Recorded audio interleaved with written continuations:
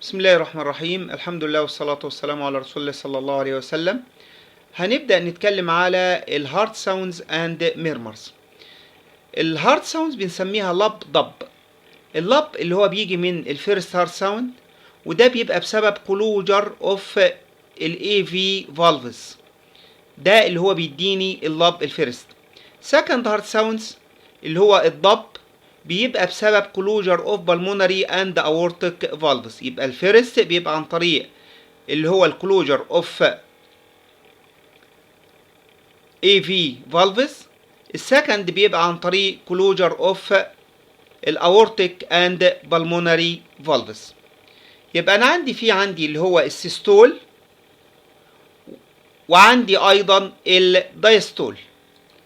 الهارت ساوندز دي بتنتج عن مين؟ عن الباس اوف بلاد. الدم بيمشي فيه الاورتيك اريا، بالمونيك اريا، ترايكاسبيد اريا، اند زين الميترال اريا اللي هي الابيكس. الاورتيك اريا انا بسمعها عند السكند رايت انتركوستال سبيس. البلمونير او بالمونري اريا عند السكند ليفت انتركوستال سبيس. الترايكاسبيد اريا بسمعها عند الفورث ليفت انتركوستال سبيس.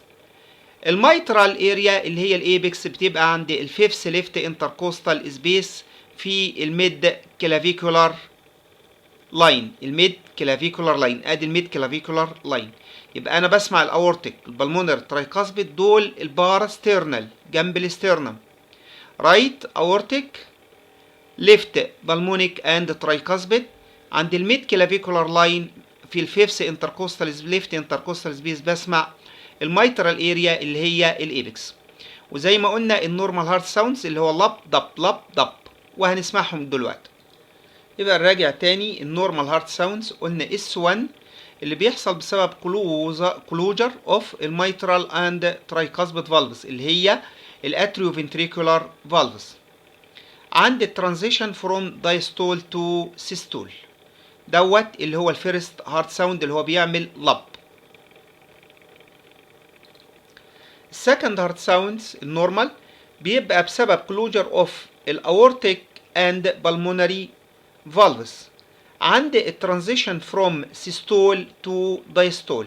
يبقى كان الفيرست عند الترانزيشن فروم دايستول تو سيستول، السكند عند الترانزيشن فروم سيستول تو دايستول.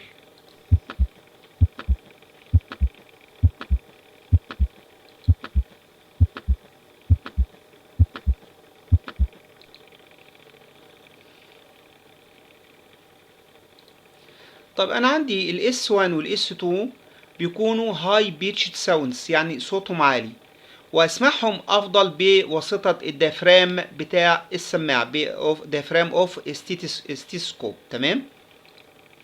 انا عندي الانتنسيتي بتاع الاس 1 اكتر شيء احددها عن طريق الميترال فالف كومبوننت، وبالتالي اقدر اسمع الانتنسيتي او اللودست، الصوت الاعلى في الاس 1 عند الايبكس اللي هو قلنا عليه الفيفث انتركوستال سبيس الليفت عند الميد كلافيكولار لاين. الانتنسيتي بتاع الاس 1 لها علاقه بالسبيد اللي الميترال فالف بيقفل بيها. انا عندي فيه 3 abnormalities بيحصل في الاس 1 intensity. لو لقيت الاس 1 لود عالي، ده بيحصل مع الشورت بي ار انترفال، بيحصل مع المايلد مايترال ستينوزيس، بيحصل مع الهايبر دايناميك ستيتس. الهايبر دايناميك ستيتس منها السايروتوكسيكوزيس والفيفر. الثلاثه دول هم اللي بيعملوا لي اللود. السوفت اس 1 بيحصل مع اللونج بي ار انترفال، بيحصل مع السيفير مايترال ستينوزيس، بيحصل مع الليفت باندل برانش بلوك. يبقى بيحصل معاهم السوفت، بيحصل فيه الثلاثه اللي هو اشهرهم الليفت باندل برانش بلوك والسيفير مايترال ستينوزيس اند لونج بي ار انترفال. ايضا يحصل مع السي او بي دي، يحصل مع الاوبيسيتي، يحصل مع البريكاردال افيوجن. الفاريبل اس 1 ساوند بيحصل مع الاي في ديسوسيشن، ويحصل مع الاتريال فايبريليشن.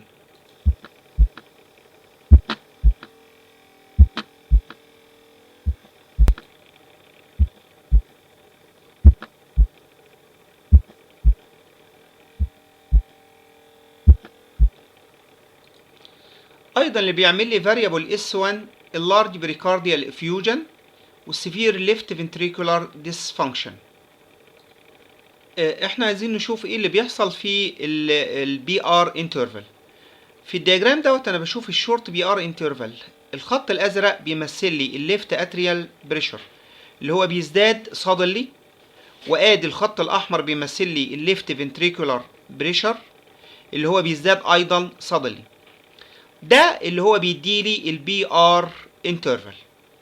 لكن لو حصل بقى ان الليفت فنتريكل ده حصل له زياده كبيره هيخلي في زمن قصير، يبقى البريشر بتاع الليفت فنتريكل هيزداد بمعدل اكبر في زمن قصير.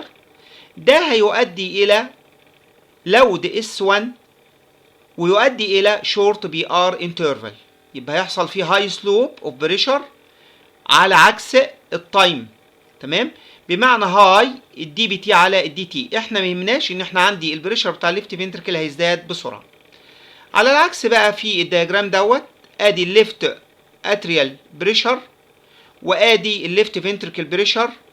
هنا الليفت فنتريكل بريشر بيزداد ببطء، وبالتالي الليفت فنتريكل بريشر هيزداد ببطء هنا، وبالتالي البي ار انترفال هتزيد، فهتبقى برولونجد بي ار انترفال، وده يؤدي الى سوفت فيرست هارت ساوند.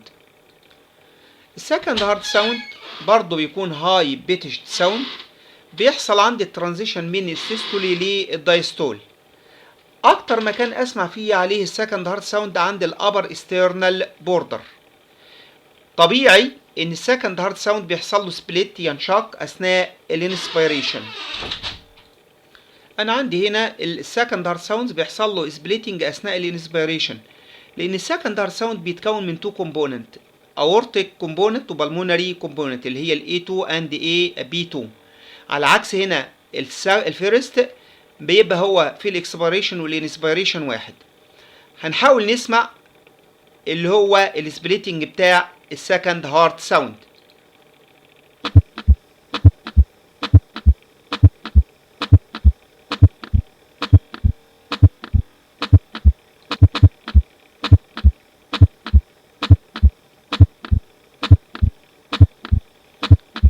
شوف الساوند اثناء الانسبيريشن وادي الساوند اثناء الاكسبيريشن. اللب ضب يحصل سبليتنج للسكند هارت ساوند. ايه هي الابنورماليتيز اللي بتحصل في الاس 2 ساوند اللي هو بيحصل في السبليت؟ انا هنا عندي النورمال السبليت اهو مش كتير، لكن هنا لو حصل وايد سبليت في السكند هارت ساوند ده بيحصل مع مين؟ مع الرايت باندل برانش بلوك، يحصل مع البري اكزايتيشن اوف ليفت فنتريكل، ايضا بيحصل مع الهايبرتنشن البلمونر هايبرتنشن، يحصل مع الماسيف بالمونري امبوليزم او افيوجن ماسيف بالمونري افيوجن، يحصل مع السيفير هارت فيلير، يحصل مع السيفير مايترال ريجرجيتيشن، يحصل ايضا مع الكونستريكتيف بيري كاردايتس. يبقى دي الحالات اللي بيحصل فيها abnormal wide اوف S2 سبليت. هنسمع هنا السبليت بيحصل ازاي، الوايد سبليت.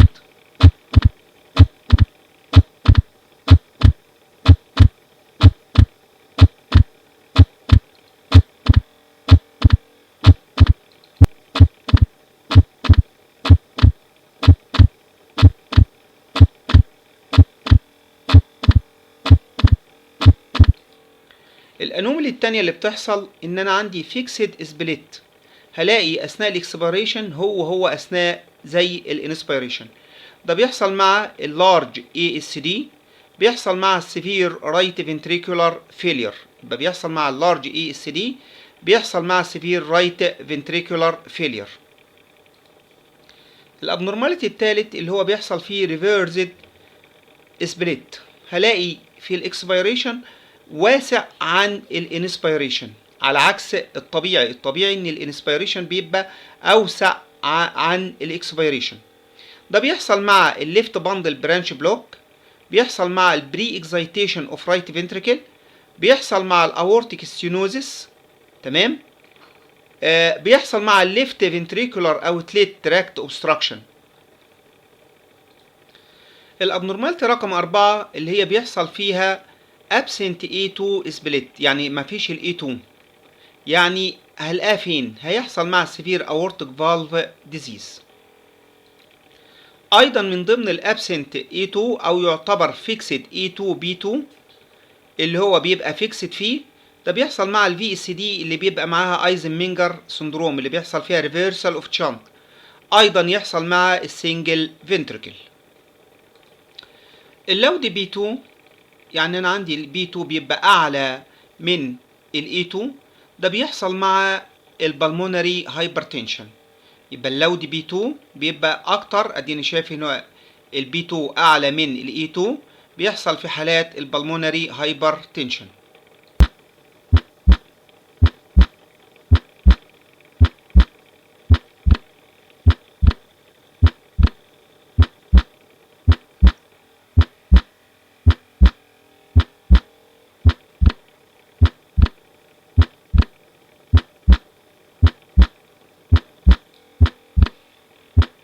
ادي ده اللي هو اللود بي 2 اللي هو مع البلمونري هايبرتنشن.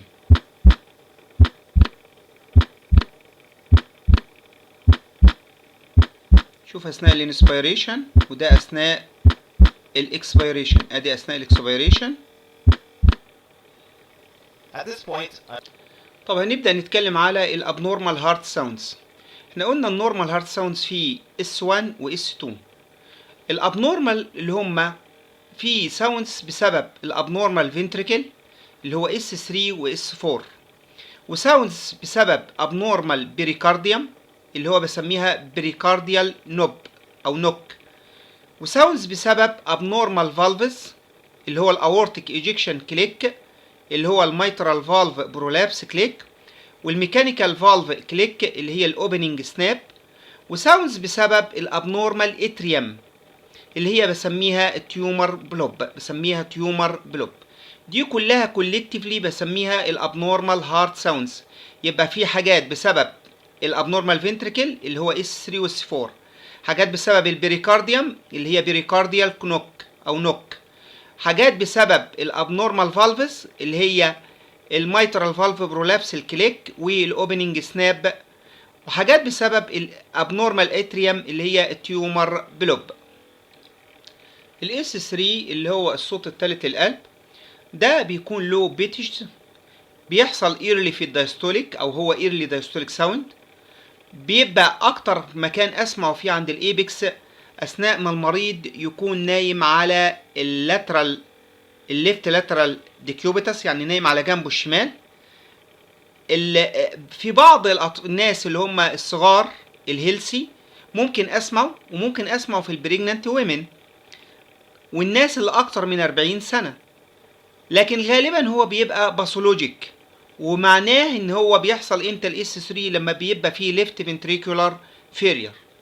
الاكشوال ميكانيزم بتاع الجنريشن بتاع الاس 3 نوت كومبليتلي نون. هنسمع مع بعض اللي هو الثيرد هارت ساوند اللي هو ابنورمال.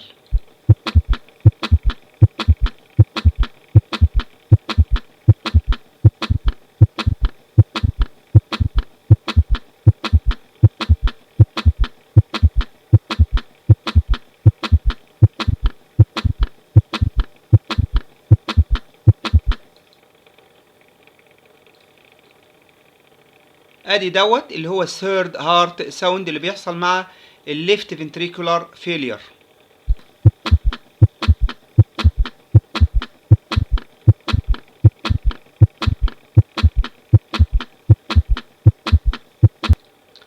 الفورث هارت ساوندز ده بيكون لو بيتشد وليت دايستوليك او احيانا نقول عليه بري سيستوليك مين ساوند.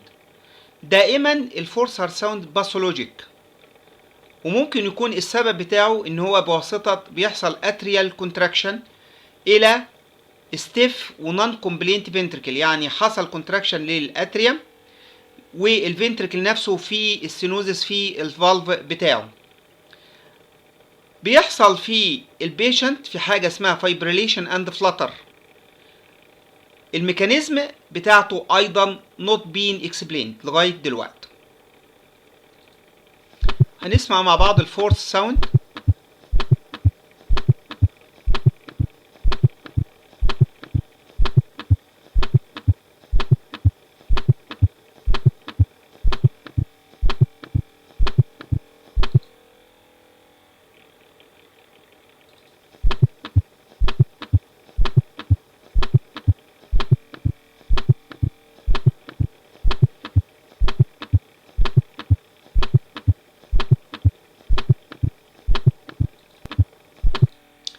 في ساوند تاني ابنورمال اسمه الجالوبس. الجالوب ده بيشير الى يا اما وجود الصوت الثالث او الصوت الرابع للقلب. لو الفنتريكولار جالوب اللي هو اس 3، الاتريال جالوب اللي هو الاس 4. لكن لو الاثنين مع بعضهم اللي هو بسميه سميشن جالوب اللي هو اس 3 زائد اس 4، اللي هو يحصل سوبر امبوز ديورنج اثناء التاكيكارديا. يبقى ده الجالوب اللي هو فنتريكولار جالوب اللي هو الاس 3، اتريال جالوب اللي هو الاس 4.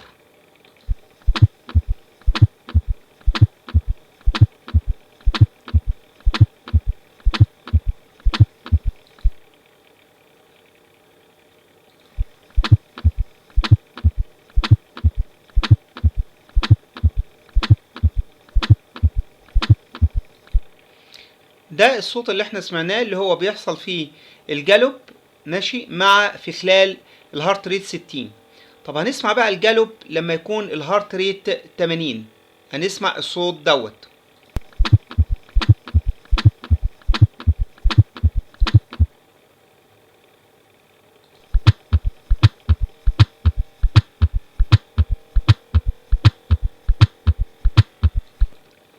هنسمع لما يكون الهارت ريت بتاعه 100 يعني حوالي 100.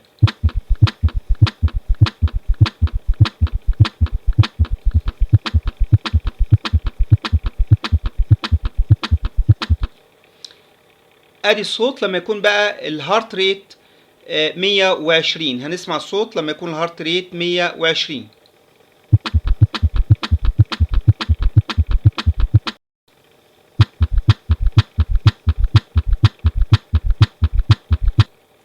الجالوب غالبا ان هو بيبقى في الليفت سايد، لكن في رايت سايدد جالوب ايضا بيحصل.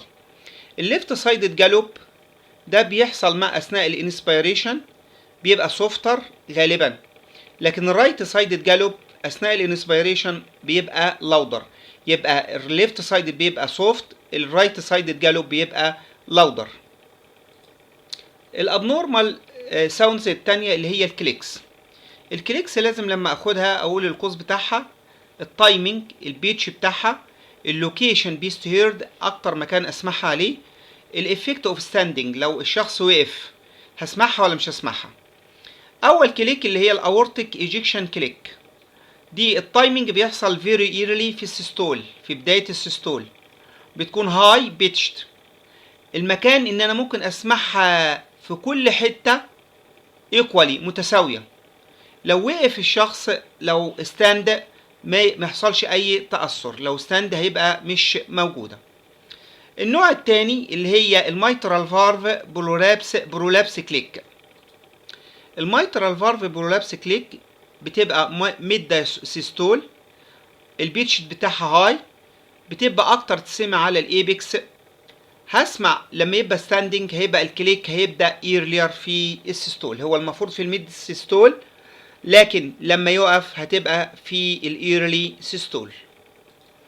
هنسمع النورمال كليك، لان احنا قلنا الكليك الطبيعي ان في كليك، لكن اللي بيكون البروستاتيك فالف بيبقى الكليك اكتر. تمام.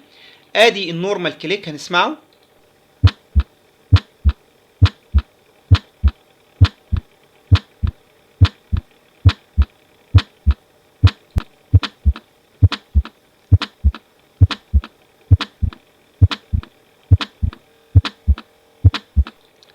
هنسمع الكليك اثناء الميكانيكال اي في ار.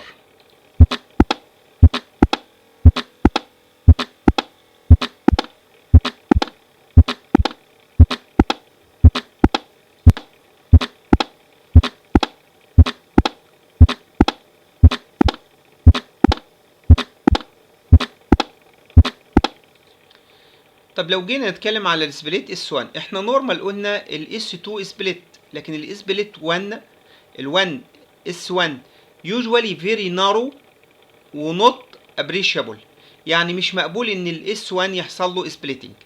لكن ايه الحالات اللي بيحصل فيها سبليت للاس 1؟ اس 1 بيكون actual split في الرايت باندل برانش بلوك، في البري اكزايتيشن، في الايديو فنتريكولار ريزم فروم الليفت فنتريكل. تاني واحدة بيحصل في الفيرست كومبوننت actually لو كان اس 4. رقم 3 السكند كومبوننت كان actually aortic ejection click. دي الحالات اللي بيحصل فيها سبليت للاس 1. طيب السبليت اس 1، السبليت اس 1 بيكون البيتش بتاعه بوث كومبوننت هاي بيتشد، اكتر مكان اسمعه في الليفت لور استرنال بوردر. طب لو حصل سبليت في الاس 4، الفيرست كومبوننت بيبقى لو والسكند كومبوننت بيبقى هاي، وبسمعه على الايبكس اكتر حاجه. في الاخر الاورتيك ايجكشن كليك، الكومبوننت الاتنين بيكون هاي بيتشد، واسمعه ايكوالي في كل حته، اسمعه كويس بالتساوي في كل مين حته على القلب. الاذر باثولوجيكال ساوندز في الاوبننج سناب، دي بتبقى لو بيتش ايرلي دايستوليك ساوند، بسمعه اثناء في حالات الميترال ستينوز. البيريكارديال نوك ده ساوند مشابه للاس 3، اسمعه في حالات الكونستريكتيف بيريكاردايتس. التيومر بلوب ده لو فريكوانسي، بيبقى ايرلي دايستوليك ساوند، بنسمعه في حالات الاتريال ميكزوما. دي الاذر باثولوجيك ساوندز. في الدرس دوت احنا خدنا ايه هي الهارت ساوندز اللي هي النورمال، وخدنا الابنورمال هارت ساوندز، وسمعنا يعني شبه تفصيليا اللي هو النورمال اند ابنورمال هارت ساوندز. وبالتوفيق ان شاء الله.